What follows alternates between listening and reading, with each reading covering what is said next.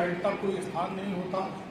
कहावत है, घर का जो भी जोगना गांव का सिद्ध। बाहर प्रसिद्धि मिलती है लेकिन अपने लोग मान्यता नहीं देते। आज मैं इस बात से प्रसन्न हूं कि आप लोगों ने मुझे बुलाया, मुझे मान्यता दी और सम्मान दिया, इसके लिए बहुत बहुत आभार, बहुत धन्यवाद। मन में एक सपना था जो संकल्प की ओर बढ़ रहा था। अनेक कठिनाइयों को पार करते हुए इलाहाबाद विश्वविद्यालय पहुंचे। हमारे गांव में उस समय पढ़ाई का वातावरण नहीं होता था। जो घर के कल्याण के काम में मन लगाता था उसे बहुत योग्य बैठा रहता था, उसे निकम्मा कहते थे। आप सभी भाग्यशाली हैं कि एक अच्छे स्कूल में पढ़ रहे हैं और घर परिवार के लोग चाहते हैं कि आप पढ़ें और आगे बढ़ें।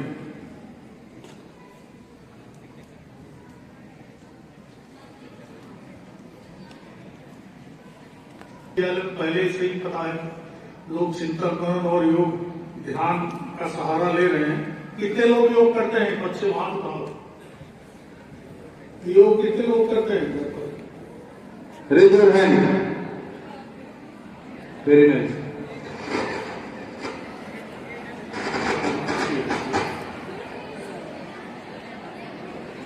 तो खेलने कितने लोग जाते हैं?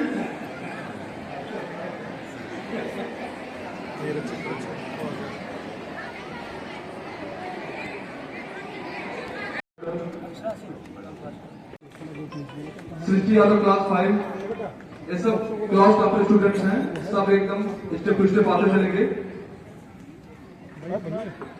स्टेप टू स्टेप बच्चे आते चलेंगे।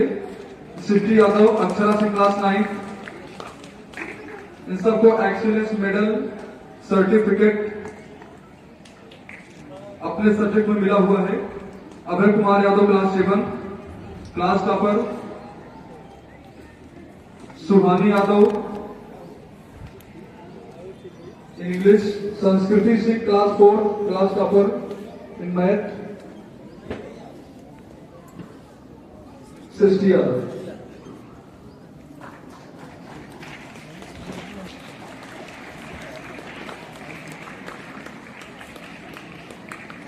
अक्षरा सिंह, सृष्टि। चौथा है समय का सदुपयोग, पांचवा सतत प्रयास और उसके बाद छठा है सिद्ध। सबसे पहले मन में कुछ बड़ा करने के सपने पैदा होंगे। अब तय करिए कि क्या करना है, किस सपने को साकार करना है। इसके बाद तन मन से उसी में रम जाइए, जी तोड़ मेहनत करिए, हर संभव प्रयास करिए, सफलता अवश्य मिलेगी। होगा कि दिन सबके लिए 24 घंटे का होता है। एक एक मिनट बहुत महत्वपूर्ण है, उसका सदुपयोग करना है। आजकल मोबाइल समय का सबसे बड़ा शत्रु बनकर उभरा है। अध्ययन चिंतन मनन पर जैसे ग्रहण लग गया है। छात्र जीवन में मोबाइल से जितना दूर रहिए उतना ही अच्छा है। जब तक पढ़ाई चल रही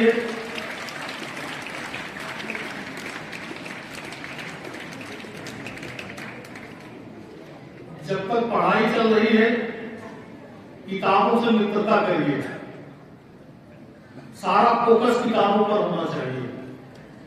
मोबाइल, रिश्ते नाते, दोस्ती और समाज सेवा, इसका निर्वाह पढ़ाई के बाद भी हो सकता है।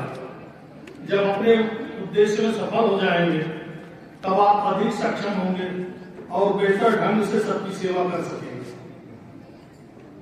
सोहनलाल द्विवेदी की कविता की 2 पंक्तियां हैं, लहरों से डरकर नौका पार नहीं होती, कोशिश करने वालों की हार नहीं होती। क्या बात है, क्या बात है।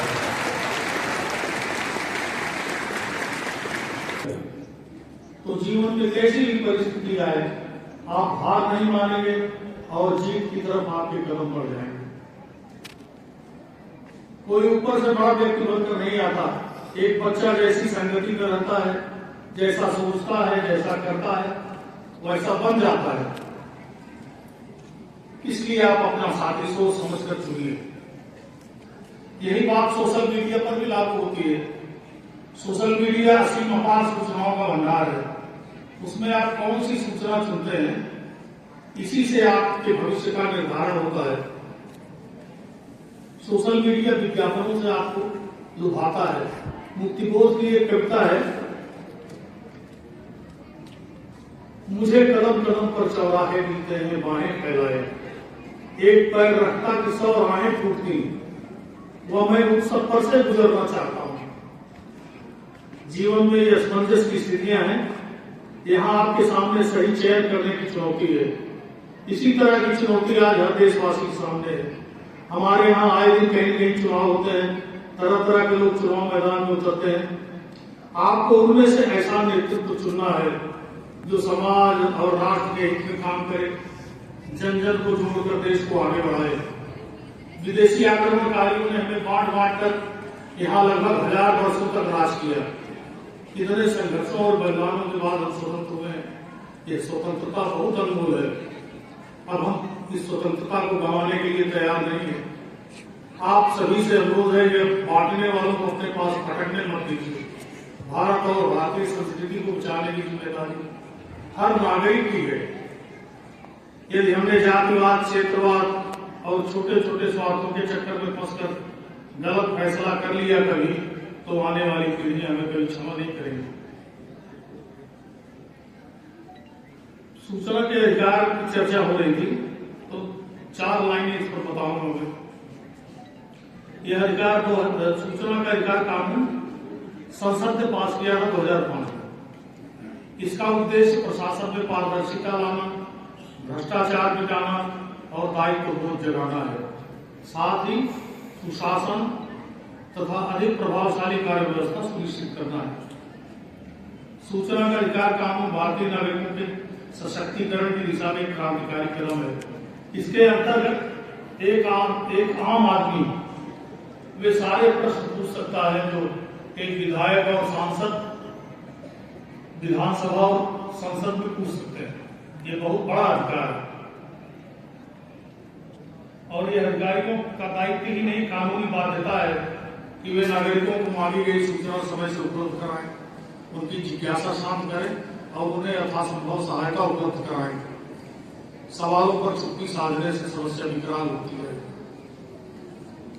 सूचना का अधिकार कानून का उल्लंघन करने वाले अधिकारियों के विरुद्ध धारा 20(1) के तहत 25,000 रुपए का अर्थदंड और धारा 20(2) के तहत विभागीय कार्रवाई की संस्तुति करने का प्रावधान है। स्थितियां संदिग्ध होने पर आयोग स्वयं जांच कर सकता है अथवा जांच का आदेश दे सकता है। मेरा मानना है कि कोई अधिकारी दंड और जांच को आमंत्रित करके अपने कैरियर को दारदार नहीं करना चाहिए। यदि अधिकारी अपनी भूमिका में ईमानदार है तो छिपाने के लिए कुछ नहीं बनता, बचता। जो सूचनाएं दे रही है उन्हें नहीं देने का कारण स्पष्ट करना होगा। एक जब सूचना अधिकारी सूचना देने में विफल रहता है तो विभागीय प्रमुख को डीम्ड पीआईओ मानकर उससे सूचना मांगी है। यदि वे सूचना देने में विफल रहते हैं तो उनके विरुद्ध भी दंडात्मक कार्रवाई की जा सकती है। सूचना का अधिकार कानून आम आदमी की भलाई के लिए है। अधिकारी और नेता स्वयं भी एक नागरिक के रूप में अपनी समस्याओं के समाधान के लिए आरटीआई का सहारा ले सकते हैं।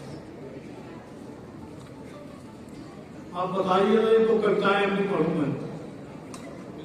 बच्चे अगर राजी हैं तो मैं एक तो कविताएं पढ़ता हूँ। बिल्कुल सर, बिल्कुल।